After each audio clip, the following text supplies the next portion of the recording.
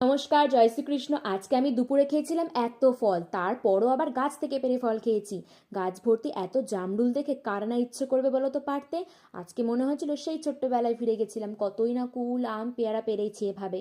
আর bag ভর্তি এত জামরুল তো আর খেয়ে শেষ করা যায় না, তাই আমি বাড়িতে নিয়ে চলে এসেছিলাম। জামরুলগুলো খেতে খুব একটা মিষ্টি ছিল না, তাই আমি এগুলো মেখে নিয়েছিলাম। আর তার জন্য আমি জামরুলগুলো ভালো করে ধুয়ে কেটে নিয়েছিলাম, আর নুনের সাথে কাঁচা লঙ্কা মিশিয়ে ওপর থেকে দিয়ে দিয়েছিলাম কাসুন্দি আর একটা ভাজা মশলা। আর এই ভাজা মশলাটার মধ্যে ছিল জিরের গুঁড়ো, ধনের গুঁড়ো আর শুকনো লঙ্কার গুঁড়ো। আর দিয়ে দিয়েছিলাম সামান্য গন্ধরাজ লেবুর রস আর গন্ধরাজ লেবুর পাতা। তেঁতুল দিতে কিন্তু একদম ভুলো না, তেঁতুল দিয়ে তারপর ধনে পাতা কুচি দিয়ে ওপর থেকে দিয়ে দেবো পরিমাণ মতো চিনি। তারপর এটা ভালোভাবে মেখে নিলে রেডি আমাদের টেস্টি টেস্টি জামরুল মাখা। আমার তো দেখেই লোভ লাগছে, ভাই তো খেয়ে বললো খুব টেস্টি হয়েছিল। তোমরা একবার অবশ্যই ট্রাই করো। আর আজকের ভিডিওটা ভালো লাগলে লাইক শেয়ার কমেন্ট করো, চ্যানেলে নতুন হয়ে সাবস্ক্রাইব করে দিও। দেখা হচ্ছে পরের ভিডিওতে। রাধে রাধে।